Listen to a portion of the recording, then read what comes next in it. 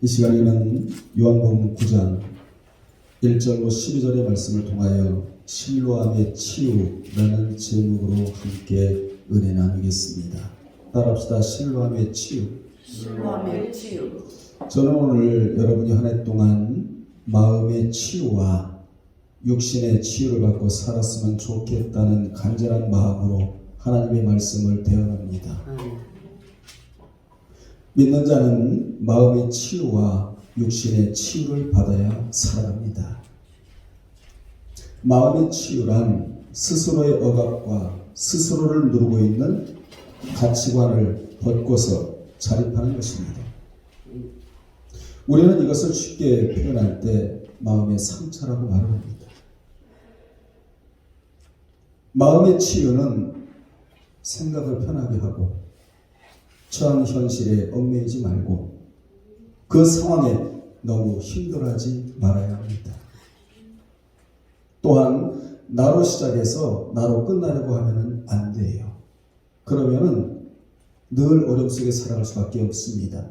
나로 시작해서 주님으로 끝내려고 해야만이, 하루 기도로 시작을 해서 저녁에 주님으로 인하여 끝내려고 하는 자들은 마음의 병이 들지 않습니다. 하지만 나로 시작하여 주님으로 끝내려고 하지 아니하고 나로 끝내려고 하는 자는 너무나 고통스럽게 살아갈 수밖에 없는 것입니다. 여러분, 사람이 밤하늘의 달과 별을 바라볼 때 조금은 여유를 보고 바라보듯이 삶의 가치를 단편적으로 보지 말고 여유롭고 너그럽게 바라보면 마음의 치유가 일어나게 되어 있습니다. 그리고 몸의 치유는 각자의 유형이 다르겠지만 오늘 본문의 말씀을 기준으로 하면 치유가 일어나게 되어 있는 것입니다. 본문은 안식일날 실로암에서의 거지 소경 치유의 사건을 다루고 있는데, 예수께서는 날 때부터 출생할 때부터 소경이 된 자의 눈을 뜨게 해주신 사건이 본문입니다. 이 자의 눈을 뜨게 해주신 이유는 두 가지인데, 먼저는 주님은 신적 권능을 지닌 메시아이심을 확증하고, 우리는 신적 권능을 입으신 예수님을 만나야 살아갈 수가 있어요. 왜냐? 그분에게서 기적이 나오기 때문에 그렇습니다. 그리고 또한 당시 사람의 모든 그 사람의 관념은 뭐였었느냐? 재난이 병든 것이 죄의 결과로만 그들은 알았기 때문에 이것이 유대인들이 가지고 있던 전통적 관념, 이것을 수정해 주시기 위함이었습니다. 이 소경의 눈을 뜨게 하신 것은 사람은 할 수 없고 오직 하나님께 달린 일이라고 밝히고 있는데, 그래서 주님은 하나님을 대신해서 눈을 뜨게 주셨다는 것입니다. 당시 소경이나 혈류병이나 그리고 문둥병은 종교병이라고 말을 했습니다. 인간의 의술로는 치유받을 수가 없었습니다. 오직 신적 권능을 지니신 메시아이신 예수 그리스도만이 하나님의 능력을 힘입어서 이 질병을 치유할 수가 있었다고 성경은 말씀해주고 있는 것입니다. 여기서 우리는 눈여겨볼 부분이 있는데, 그것은 다른 표적은 현장에서 즉시 이적을 베푸셨는데 유독 소경을 실로암 연못까지 보내어 씻게 하신 이유가 무엇이냐는 것입니다.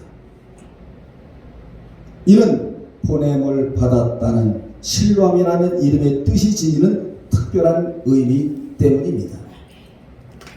그래서 실로암이라는 단어가 아페스탈 메노스인데 이를 대문자로 시작하고 있다는 사실이에요. 대문자는 지극히 강조적이거든요. 대문자로 시작을 하고 있고 이 장소를 크게 부각시키는데, 이는 실로암의 이름 안에는 사명을 주어 보냈다는 뜻이 있기 때문입니다. 사명을 주어 보냈다. 이 단어에서 예수께서 복음 전파의 사명을 주어 파송한 시도를 뜻하는 아포스톨 톨로스의 어원이 여기에서 나오게 되는 것입니다. 보냄을 받았다. 사도가 보냄을 받았다. 아포스톨로스라는 단어의 어원이 여기서 나오게 되는데, 이같이 신뢰함은 영적인 소경이 되어 진리의 빛을 보지 못하는 자들의 눈을 뜨게 해주는 곳이요, 예수님으로부터 신뢰함으로 보냄을 받은 소경은 바로 우리가, 저와 여러분이 사명을 안고 세상에 나가야 된다는 교훈을 주기 위함으로 현장에서 즉시 고쳐주시지 않고 어디로 보냈다고요? 신뢰함으로 보냈다는 것이에요. 모든 병들은 현장에서 즉시 고쳐주셨어요. 나음을 입을지어다, 병에서 놓여 치유를 받을지어다, 현장에서 즉시 고쳐주셨는데, 이 소경만은 현장에서 즉시 고쳐주지 아니하시고 신뢰함으로 보냈다는 이 의미는 뭐냐? 저와 여러분에게도 뭐가 있다? 사명이 있는데, 이 사명을 안고 죄악된 세상에 나가서 이 사명을 잘 감당하는 자들이 되라고 주님이 이렇게 보내셨다는 것입니다. 오늘도 우리 주님은 우리를 세상이라는 신뢰함으로 사명을 먼저 보내십니다. 여러분, 주일을 성수하는 것도 엄청난 사명을 완수하고 있는 거예요, 여러분이. 아멘. 그래서 믿는 자는 최우선적으로 해야 할 일과 차선적으로 해야 할 일이 있는데, 최우선적으로 해야 할 일을 중요한 일이라고 말을 해요. 중요한 일. 차선적으로 해야 할 일을 급한 일이라고 말을 하고, 그런데 성경은 중요한 일부터 하면 급한 일은 줄어든다고 가르쳐주고 있는 겁니다. 오늘 주일을 잘 성수하면 여러분이 중요한 일을 했으므로 한 주간이 주 안에서 평안하고 주께로부터 보호를 받는 거예요. 그러니까 이 안식일, 주일, 성일, 이 한 날이 얼마나 중요하다는 것을 우리로 하여금 알게 합니다.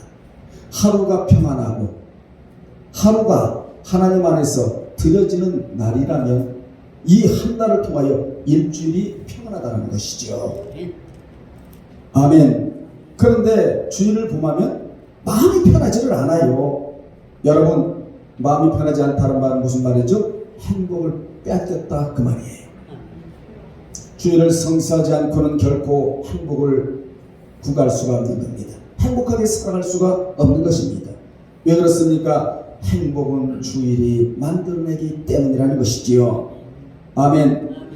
본문의 소경은 날 때부터 된 자로 요한복음 5장 5절에 나오는 38년 된 병자와 마찬가지로 인간의 의술로는 치료가 불가능한 불치의 병자로 주님을 만나지 않고는 치유받을 수가 없었습니다.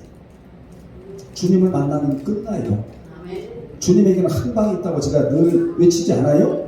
주님을 만나면 끝나는 거예요. 안 만나니까 문제가 되는 것이지요. 여러분, 대통령만 만나도요, 육신의 문제를 어느 정도 해결을 받아요. 그런데 만왕의 왕이 되시고 만주의 주가 되시는 우리 주 예수 그리스도를 만난다, 모든 것들이 다 해결되고 마는 겁니다. 그분에게는 보류가 없어요. 바로 결정하셔서 처리해 주신 분이 바로 예수님이십니다. 그렇습니다. 주님은 마지막 소망의 병원장이시다. 빨리 와서 치유받느냐, 늦게 와서 치유받느냐는 우리에게 달려있다는 것이에요. 아멘. 그러면 자, 1, 2절에 보면 예수께서 길을 가실 때 날 때부터 맹인된 사람을 보셨는데 마침 제자들이 물었습니다. 주님, 이 사람이 맹인으로 출세한 것이 누구의 죄 때문입니까? 자신의 죄 때문입니까? 아니면 부모의 죄 때문입니까? 이렇게 어리석은 질문을 드렸어요, 주님에게. 그런데 그 질문에 대한 예수님의 답변이 3절에 나오는데, 3절에 눈여겨보십시오. 예수님의 답변은 이 사람이나 그 부모의 죄로 인한 것이 아니라 그에게서 하나님이 하시는 이 일을 나타내고자 하심이니라. 이렇게 답변을 주십니다. 이같이 제자들은 당시 사람들이 갖고 있는 관념대로 질문을 드렸지만, 주님은 그가 소경이 된 것이 그 부모나 그의 죄 때문이 아니라 하나님의 일을 나타내시려는 하나님의 섭리 때문이라고 가르쳐 주십니다. 즉 사람의 불행이 무조건 하나님의 징벌 때문이 아니요 오히려 하나님의 영광을 나타내는 기회가 된다는 것입니다.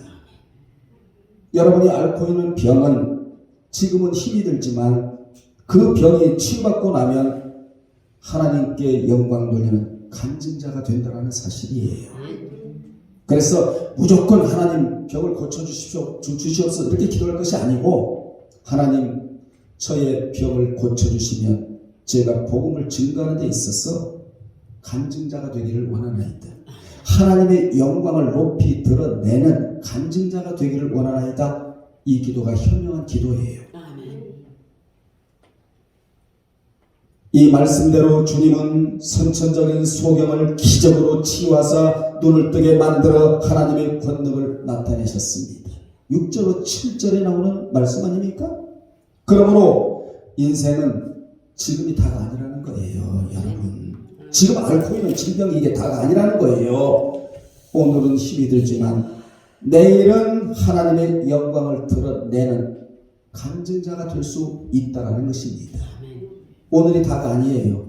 오늘 힘듭니까? 내일은 내가 하나님의 영광을 드러내는 하나님의 나의 질병을 치유해 주었다라는 이 간증자가 될 수 있다는 것입니다. 이게 소망입니다. 우리에게 있어서. 여러분 우리가 간증을 들어보면 수많은 사람들의 간증을 들어보면 첫 번째가 뭐죠? 나는 주님을 만났다라는 거예요. 아멘. 말씀으로 만났다. 인격적으로 만났다. 치유자로 만났다예요. 만나서 어떻게 된다라는 거예요. 내가 앓고 있는 질병을 치유받았다. 나의 힘으로 능으로 해결받지 못한 이 문제들을 주님이 해결해 주셨다. 하나님께 영광 올려드리잖아요. 간증에서 하나님이 빠져나가고 주님이 빠져나가면 살아있는 간증이 아니죠. 어떤 영적인 교훈이나 의미가 없는 간증 아니겠습니까? 그런데 내가 전에는 수렁과 진토에서 허덕이고 빠져서 헤매였지만 도저히 내 힘으로는 나올 수가 없었지만 주님이 건져내 주셨다. 아멘. 주님이 치유해 주셨다. 아멘. 고로 하나님께 영광입니다. 이런 간증을 우리가 수없이 듣고 있지 않습니까? 치유의 명제를 가지고 본문을 나누어 생각해 보면 첫째, 인간의 불행은 하나님을 찾게 만드는 요인이 된답니다. 아멘. 인간에게 닥친 불행은 하나님을 찾게 하고 하나님의 영광을 나타내는 기회가 되는 것입니다. 그 선천적인 소경도 소경이었기에 주님을 만날 수가 있었고 치유의 은혜를 얻게 되었으며 마침내 주님을 구주로 영접하여 구원을 얻게 되었다고 36절에서 말씀해주고 있는 것입니다.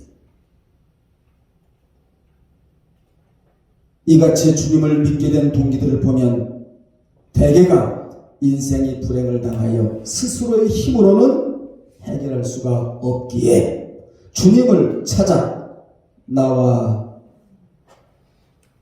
그분께 천적으로 매달림으로 주님께 나와서 그분께 천적으로 매달림으로 치유되고 믿음을 갖게 되고 구원을 얻는 경우가 종종 나오고 있는 겁니다. 불행을 당하여 하나님을 찾게 되고 죄를 회개하며 그리스도를 주님으로 믿어 하나님께 영광을 돌리게 된다는 것입니다. 더 나아가 주님을 섬기느라고 닥친 고난은 하나님이 하나님의 사람을 만드시려고 세팅해 놓으신 소중한 선물이라는 거예요. 스스로 펄럭이는 깃발은 없습니다. 인생 속에 불어닥친 세찬 바람은 우리의 신앙을 일깨워준다는 것입니다. 이 세찬 바람이 지나고 나면 이것도 하나님의 사랑이었다는 것을 우리는 고백하지 않을 수가 없습니다. 그러므로 우리 인생에 세찬 바람만 부는 것이 아니라 이 바람이 지나고 나면 성령의 바람이 불어온다는 것이에요. 아멘. 아멘. 신앙생활을 잘하고자 하면 어떤 바람이 부는 줄 아십니까? 순풍이 불어와요. 성령의 바람이 불어와요. 동풍이 불어온 거 아니에요. 아멘. 여러분은 신앙생활을 잘하여 성령의 바람을 맞으며 한평생 살아가시기를 주님의 이름으로 축원합니다. 하나님이 나를 위해 축복을 세팅해 놓으실 수 있는 그런 자가 되어야 된다라는 그런 말씀을 드리고 있는 겁니다. 두 번째, 불행은 하나님의 기적을 일으키는 요인이 된다. 불행은 하나님의 기적을 일으키는 요인이 되기에 하나님의 영광을 드러내는 계기가 되는 것입니다. 아멘. 믿는 자가 해결할 수 없는 큰 불행이나 문제를 당했을 때 하나님을 의지하고 간구하면 하나님께서 하늘의 권능으로 그 문제를 해결해 주시고 불행으로부터 구출시켜 주십니다. 한 예로 출애굽한 이스라엘 백성들이 홍해바다로 인해 전진할 수도 또 추격해오는 바로의 군대로 인해 후퇴할 수도 없는 진퇴양난의 위기에 당한 적이 있었습니다. 빠진 적이 있었다는 것이죠. 출애굽기 14장 1절로 9절에 그때 이스라엘 백성들은 절망을 하면서 모세를 원망을 했어요. 우리를 왜 애굽에서 광야로 데리고 나와서 이렇게 우리가 힘들게 생활할 수밖에 없으며 그리고 우리를 죽게 만드는가. 지금 애국 군대가 지금 우리 뒤를 따르는데 우리가 지금 일촉즉발의 위기 상황에 처해 있다. 자칫하면 우리가 죽게 된다라고 모세에 대해서 막 원망을 합니다. 모세를 원망을 합니다. 그러나 모세는 믿음이 있어서 그 위기를 하나님의 큰 권능을 경험할 수 있는 기회로 만들어버려요. 그래서 백성들에게 너희는 두려워 말고 가만히 서서 여호와께서 오늘날 너희를 위하여 행하시는 구원을 보라. 14장 13절에서 이렇게 외쳐댑니다. 이같이 믿음 있는 자의 입에는 두려워하지 말라가 있고 아멘. 그리고 나는 주께 속했다라는 말이 있으며 뿐만 아니라 나는 주님을 섬긴다는 말이 믿음 있는 자의 입에 있다라는 사실입니다.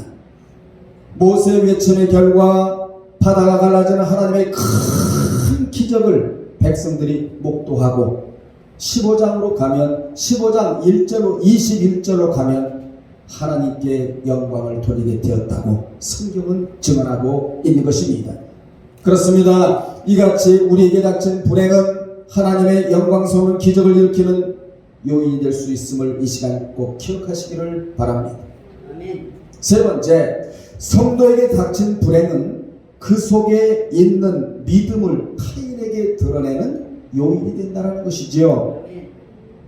참된 성도의 불행과 참된 성도는 불행과 삶의 위기가 오면 더욱 하나님을 의지하게 됨으로써 하나님께 영광을 올려드립니다.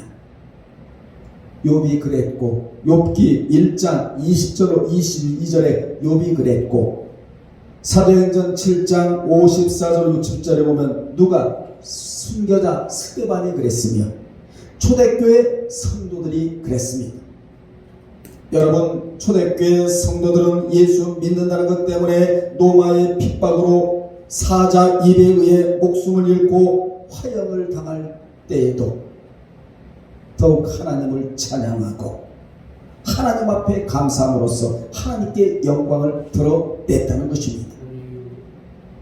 역사의 기록에 의하면 그들은 순교의 현장에서 서로 웃으면서 우리 천국에서 만납시다.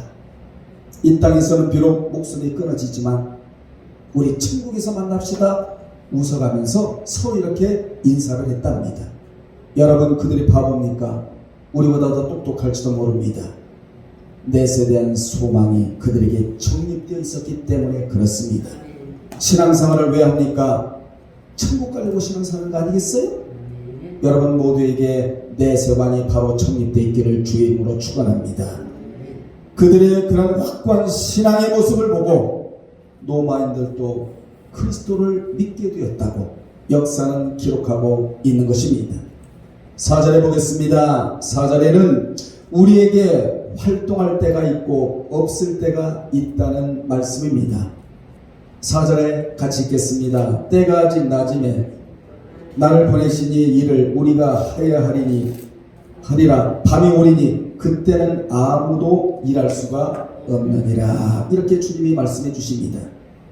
낮은 활동할 수 있는 시간을 말하는 반면 밤은 활동할 수 없는 시간을 말합니다.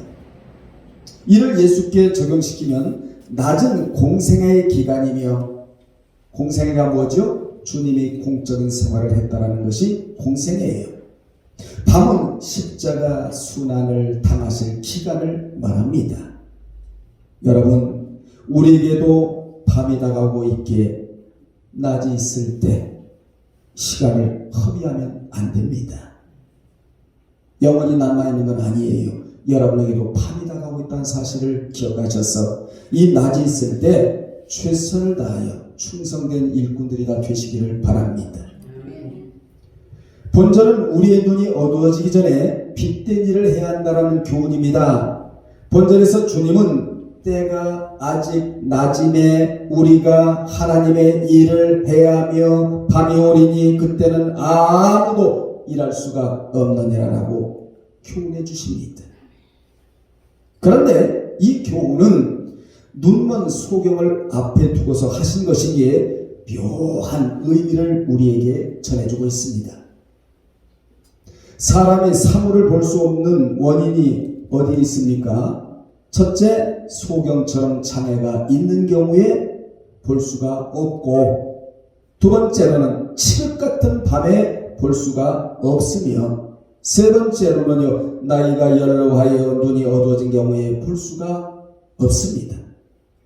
그러므로 주님은 소경을 앞에 두고 제자들에게 이렇게 말씀을 하셨는데, 어떻게 해요? 너희가 저 안목 보는 소경을 보고 있느냐?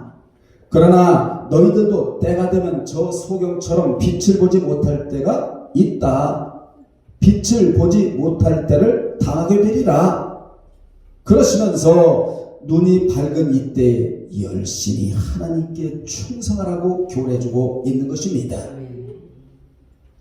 성경은 눈이 어두운 것을 늙는 것으로 표현합니다. 전도서 12장 3절의 말이에요. 또 의학자들에 의하면 사람이 죽을 때 가장 먼저 잃게 되는 것이 시력이라고 말을 합니다. 그래서 죽음을 앞에 놓고 의사들이 눈을 이렇게 벌려놓고 비춰보잖아요. 플래시. 그죠?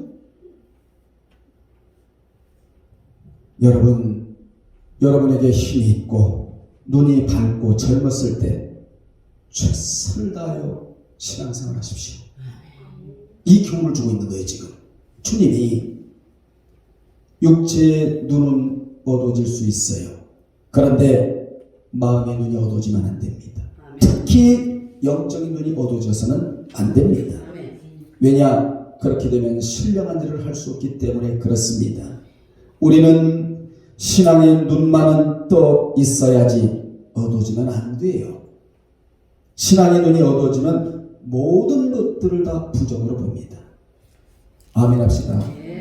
얼마 전에 제가 어떤 분들을 만났는데 그 교회에서 하루에 3시간씩 1년 내내 기도를 한답니다. 8시에 모여서 11시까지 1년 내내. 우리 교회도 한번 여러분들 불러냈으면 그렇게 해볼까요? 무슨 말씀을 제가 드리고자 하느냐? 하루에 3시간씩 기도하면 적어도요 입술에 부정적인 말은 없어야 되잖아요. 입만 열면 부정적이에요. 경제가 어렵고 먹고 살기 힘들고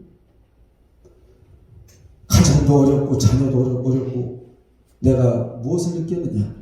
여러분 3시간 동안 기도하면 뭐합니까? 왜 기도를 합니까? 기도하는 이유가 뭐죠?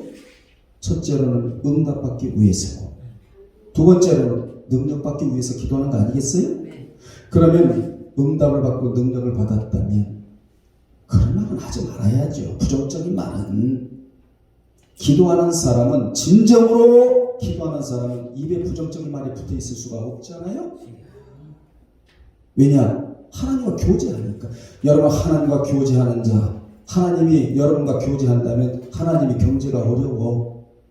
앞으로 힘들 거야. 먹고 살기 힘들 거야. 이런 말씀 하시겠어요? 천만에요. 하나님은 소망을 일깨워 주시면서 긍정적인 마인드로 긍정적인 언어를 사용하고 살라고 하신 분이 하나님이시잖아요. 비록 여러분이 3시간 기도하지 않는다 할지라도 신앙만은 깨어서 살아있어서 눈의 안경이라고 하는 관점을 보면서 관점을 가지고 세상을 보며 모든 것들이 희망의 싹이고 소망이고 긍정이고 나는 주님으로 인하여 해결되고 치유받고 이런 마인드로 전환되기를 주의 이름으로 축원합니다. 5절에 보면 주님은 내가 세상에 있는 동안에는 세상의 빛이라고 선언하세요.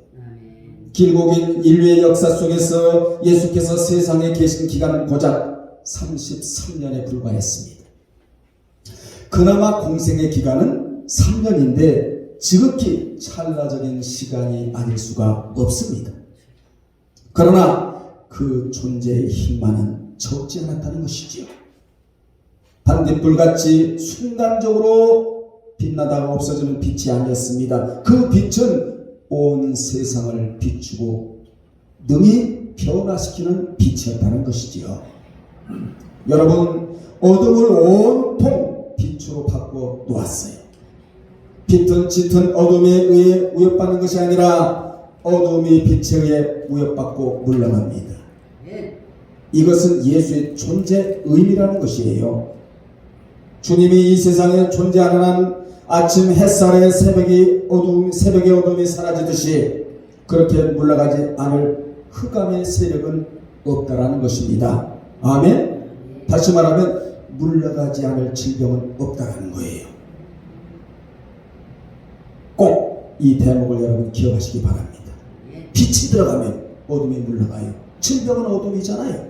빛이 스며들어오면 질병도 물러갈 수밖에 없다. 여러분 기도하시면서 늘 염증의 영아 물러갈지어다. 질병의 영아 물러갈지어다. 나사렛 예수 그리스도 이름으로 명하는 질병의 영, 염증의 영은 물러갈지어다. 이렇게 믿음으로 기도하시기를 바랍니다. 6절에 보면 주님은 내가 세상에 있는 동안에는 세상의 빛이로라 말씀하시고 난 후 땅에 침을 뱉어 진흙을 이겨 그의 눈에 바르셨는데 이 일은 야고보 5장 4절에 병 낫기를 위해 기름을 바르면서 기도한 초기 그리스도 교회에서 취한 방식과도 유사합니다. 침을 뱉어 이긴 진흙 자체에는 소경의 눈을 치유할 약효가 없습니다. 그럼에도 불구하고 예수께서 굳이 이 방법을 사용하신 것은 그 소경이 예수님의 말씀을 얼마나 잘 순종하는지를 보기 위해서였다는 것이에요. 즉 이 일은 주님의 능력과 철저한 순종이 동반된 당사자의 믿음이 결합되어야만 기대할 수 있는 이적이었습니다.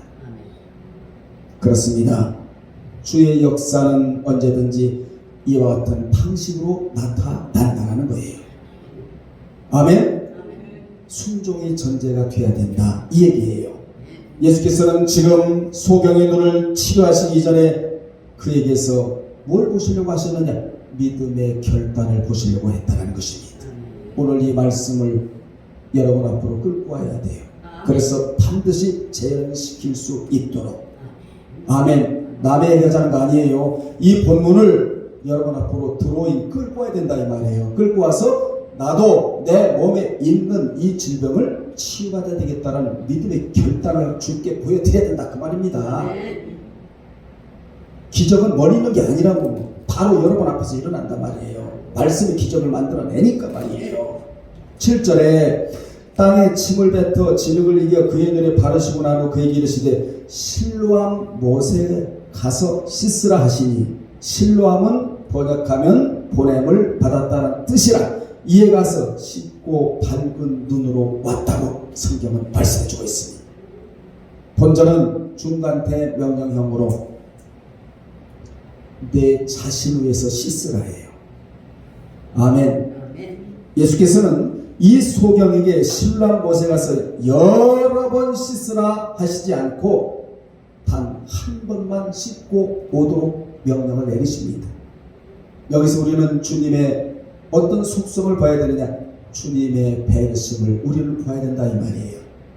여러분 교회 들어오고 난 후 첫 번째 할 것이 배려입니다. 배려. 서로의 배려예요. 아멘. 아람의 군대장관 나아만이 문둥병을 치료하고자 엘리사에게 왔을 때 선지자는 그에게 요단강에 들어가 몇 번을 씻으라고요? 7번을 씻으라고 말하고 돌려보내는데 열왕기하 5장 10절에 왜 이렇게 7번을 씻으라 하셨느냐? 그의 눈이 정상이었으므로 7번 씻으라고 했지만 소경은 눈이 감겨 있었으므로 몇 번만 씻으라고요? 한 번만 씻으라. 주님에게서 우리는 뭘 봐야 된다고요? 배려를 봐야 된다. 주님은 여러분을 그렇게 배려하고 계세요 지금. 그러니까 우리도 주님을 이렇게 배려해 드려야 되지요. 아멘 합시다. 이제 주사위는 던져졌고 선택은 소경의 몫이었습니다.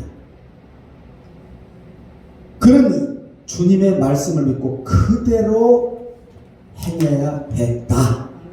우리도 늘 말씀을 듣지만 순종을 흘려보내서는 안 되고 순종을 흘려보내면 기적을 놓치고 말아요. 순종해야만 된다 이 말이죠. 다양스럽게 이 소경은 믿음과 순종의 길을 선택했다는 것입니다. 그 결과 도저히 불가능한 일로 여겨져 기대할 수 없었던 눈이 뜨이는 기적을 체험합니다. 아멘. 그 소경은 주의 말씀이 떨어지자 즉시 그 자리를 떠났다는 것이죠. 그리고 지체하지 않고 씻었는데 그는 운명적이라고 여기고 체념할 수밖에 없었던 무거운 짐이 예수를 믿고 순종하는 순간에 그의 인생은 뒤바뀌고 말았습니다. 주님을 만나면 여러분의 인생이 뒤바뀌어요. 아멘. 완전히 뒤바뀝니다. 이것이 바로 예수를 믿을 때 기대되는 변화입니다. 아멘. 그렇습니다. 누구든지 그분을 진심으로 믿고 받아들이면 인간의 힘으로 해결할 수 없는 무거운 짐에서 벗어난다라는 교훈이에요. 아멘. 그리고 세상이 줄 수 없는 평안을 그분은 주시겠다고 성경에 말씀해주고 있는 겁니다. 9절입니다. 8절입니다. 8절에 보면 이웃 사람들과 전에 그가 거리는 것을 보았던 사람들이 이르되 이는 앉아서 구걸한 자가 아니냐. 이 소경이 예수를 만나기 전에 어떻게 살았는지 알게 하는 말씀입니다. 예수를 안 믿으면 영적 소경이에요. 예수를 믿고 진심으로 그분이 나의 치료자다라고 믿게 되면 영적 소경이 아니에요. 이제 영적인 눈을 뜨게 되는 것입니다. 아멘. 그 다음에 9절에 어떤 사람은 그 사람이라 하며 어떤 사람은 아니라 그와 비슷하다 하거늘 자기 말은 내가 그러하니 내가 그 사람이다는 은혜를 받은 성도가 자신을 아는 모든 사람에게 증거해야 할 말이다. 아멘. 부끄러운 과거잖아요. 얼마나 부끄러운 과거입니까? 그래도 주님의 영광을 드러내고자 여러분 이 같은 과거의 전력이 있었다 할지라도 나는 주님을 만난 사람이다. 이렇게 많은 사람들에게 주님을 알려요. 여러분 허물투성이의 과거가 있더라도 여러분이 지금 새롭게 변화만 되었다면 여러분의 모습을 많은 사람들에게 보여줄 필요가 있는 겁니다. 과거는 이랬지만 지금은 달라졌다. 과거는 마귀의 사람이었다면 지금은 성령의 사람이라고 이렇게 증거하는 자가 되어야 한다는 교훈을 9절에서 우리가 받고 10절, 11절, 12절은 신앙의 눈이 떠지는 것이 참된 축복이라는 말씀입니다. 눈뜬 소경이 예수 그리스도에 대해 잘 알지 못한 사실을 보여주고 있는데 그는 어떻게 눈을 뜨게 되었느냐는 사람들의 물음에 예수라 하는 사람이 뜨게 줬다고 말을 했어요. 그는 그리스도를 주님이라고 부르지 않고 뭐라고 부르고 있죠? 사람이라고 불렀다.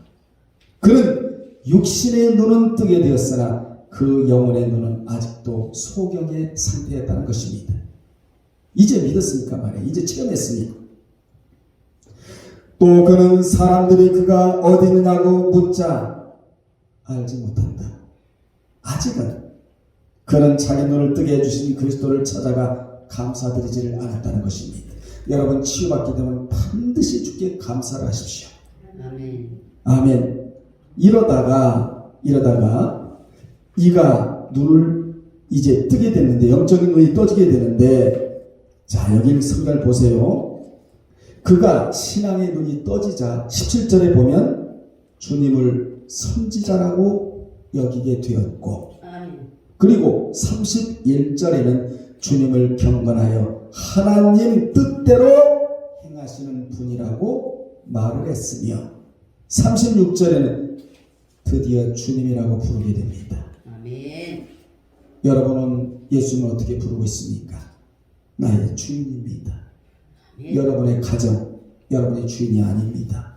주님이 주인이에요. 아멘. 여러분이 운영하는 사업장, 여러분께 아닙니다. 여러분이 주인이 아닙니다. 주님이 주인이십니다. 아멘. 주님이라고 지금 부르게 되었는데, 신앙의 눈은 이렇게 성장해 나가야 한다. 아멘. 우리가 주님으로부터 눈에 보이는 크나큰 은혜를 경험하였어도 믿음의 눈, 따라합시다. 믿음의 눈, 믿음의 눈, 영혼의 눈이 영혼의 눈 떠지지 않으면 떠지지 않아. 아무 소용이 없다는 거예요. 소용이 없다. 마음의 눈도 떠지고 아멘. 영안도 떠지고. 아멘. 아멘 합시다. 믿음의 눈도 떠져야 돼. 아멘. 이게 눈이 굉장히 중요합니다. 눈은 마음의 들창이에요. 눈은 마음의 심부름꾼이라서 마음이 눈에게 지시를 하는 거예요. 그러니까 마음이 먼저 잘 돼야 된다 이 말이에요. 마음의 눈이 활짝 떠지기를 바랍니다. 이 마음의 눈이 떠졌다는 말은 마음의 쌍창이 열어졌다 그 말이에요. 하나님이 말씀을 들을 수 있도록 외창만 열어주신 하나님이 아니라 말씀을 사모하면 마음의 쌍창을 열어준다는 말이 마음의 눈이 떠졌다 그 얘기거든요. 눈도 이렇게 성장해 나가. 우리 믿음도 이렇게 성장해 나가야 되고, 신앙도 이렇게 성장해 나가야 되고, 단계별로 결론 내립니다. 주님은 선천적인 소경의 눈을 뜨게 만드는 기적을 베풀어 주셨습니다. 아멘. 이 기적은 주님께서 구약에 예언된 참 메시아라는 증거를 묻 사람들에게 드러내셨다는 의미가 있는 겁니다. 아멘. 그럼에도 유대 종교 지도자들은 주님을 알아보지 못하고 정죄하는 일에만 몰두합니다. 만일 주님이 우리 마음의 눈을 뜨게 해주지 않으셨다면 우리도 그들과 같이 무지한 인생을 살아갈 수밖에 없었습니다. 그러나 주님은 우리 영혼의 눈을 뜨게 해주셨고, 그래서 하나님을 볼 수 있도록 눈을 만져주셨어요. 아멘. 성경을 볼 수 있도록 눈을 만져주셨어요. 그리고 치료까지 해주겠다고 분명히 약속을 해주셨다. 어떻게 치료받아야 되죠? 믿음과 결단, 순종, 즉시 말씀하시면 그대로 행할 때 마음의 병과 육신의 병이 동시에 치유하는 은혜가 여러분들에게 있을 줄로 믿습니다. 기도하겠습니다. 하나님 아버지, 오늘 이 시간 우리 모두가 주께로부터 육신의 질병과 마음의 질병이 치유되기를 원합니다. 우리 아버지여, 오늘 이후부터 치유받고 하나님께 영광 올려드리는 우리 모두가 되기를 간절히 바라옵고 원하오며 예수의 이름으로 기도드리옵나이다. 아멘.